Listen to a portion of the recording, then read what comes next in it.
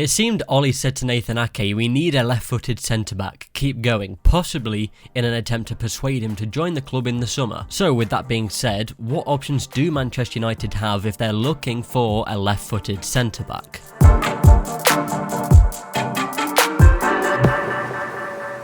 It makes sense then to look into the Bournemouth centre-back, and why would Manchester United want to sign him? Firstly, he's got the bonus of a player that has a lot of experience in the Premier League already, getting his first full season in England in the 2015-16 season with Watford, then staying at Bournemouth permanently after going on loan and has now had over 9,000 minutes at Bournemouth alone. For a centre-back, 5'10" isn't that great. You'd expect a centre-back to be a bit taller, meaning that aerially they have an advantage. And this does show in his statistics, with an aerial duel win rate of 51%, ranking 100th among defenders in the Premier League, and sitting 12th for most aerial duels lost with 58. In contrast though, he ranks 12th for his ground duels win rate with 69%, proving that he is good physically and winning a 1v1 battle for the ball. Bournemouth have in fact made the most interceptions in the Premier League this year, with Ake making the 5th most for them, getting 34 interceptions. He has a good reading of the game that shows through his interceptions, meaning that his anticipation and awareness of the opposition is good. And that's what's good about having a more mobile defender, with him being a bit quicker, especially alongside Harry Maguire. It adds a good balance of somebody winning aerial duels and being strong in the air, but having another by the side of him who is intercepting, physically strong in 1v1 situations, and also is a good outlet when getting the ball out of the defence higher up the field. With Eddie Howe's Bournemouth side looking likely to be relegated this year, it would mean that interested clubs could pick him up for a cheaper price. And of course, this will mean plenty of competition when trying to sign Nathan Ake. He would be the second centre-back that Ole has signed at United, joining Maguire, Lindelof, Tuanzebe, Bailly, and academy prospect Teden Mengi, who has been training with the first team.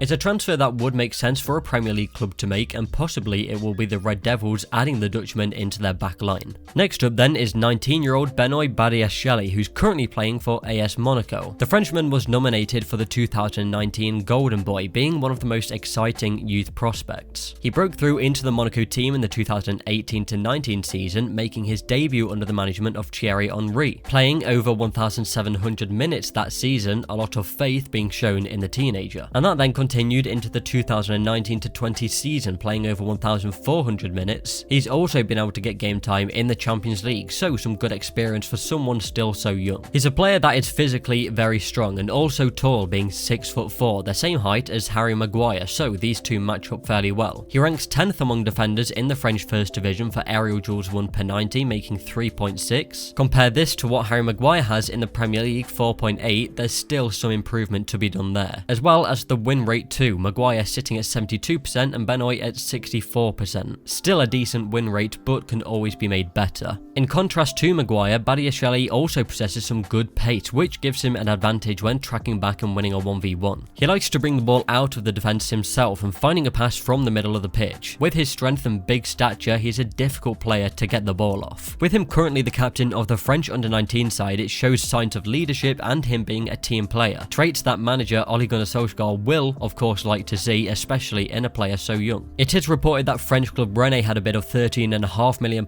rejected, and there's a lot of other teams looking at him too. Man United are linked to everyone because they're scouting everyone, but he has had a lot of links to them recently. He'll for sure be a player on their radar. A centre-back with great potential that, most importantly for Ole, is left-footed. Maximilian Wöber signed for Salzburg last summer after a brief spell at Sevilla, which didn't exactly work out for him. Before his time at Sevilla though, he had been at Ajax and Rapid Vienna in Austria, quite a few clubs to say that he's only 22, but now he finds himself back in Austria. This season he's been a huge part of the team at Salzburg, playing 24 league games and playing every minute of Salzburg's Champions League group stage. Now, even though it didn't quite work out at Sevilla, he's still a player with great qualities and potential to be fulfilled. The Austrian is 6'2" and is of course a natural centre-back, but he has made a few appearances at left-back for Salzburg as well as at Sevilla and Ajax. He has good composure and the ability to play a pass up the field. Against Hartberg in June, he had a great performance in terms terms of passing. He attempted 9 long balls and completed 5, made 1 key pass and attempted 1 cross, which was successful. On average this season he makes 3.7 accurate long balls per 90, only with a success rate of 43% though, which compared to the others in this video isn't so great. He also has 1.2 interceptions per 90, which isn't so high, but Salzburg do play a possession-based game and they are a dominant side in the Austrian Bundesliga. Get French Football News reported that Lyon inquired for Wöber in April, so there may be some interest from elsewhere around Europe. Whether Ole sees him playing a part at United is different, but at a cost of £15 million,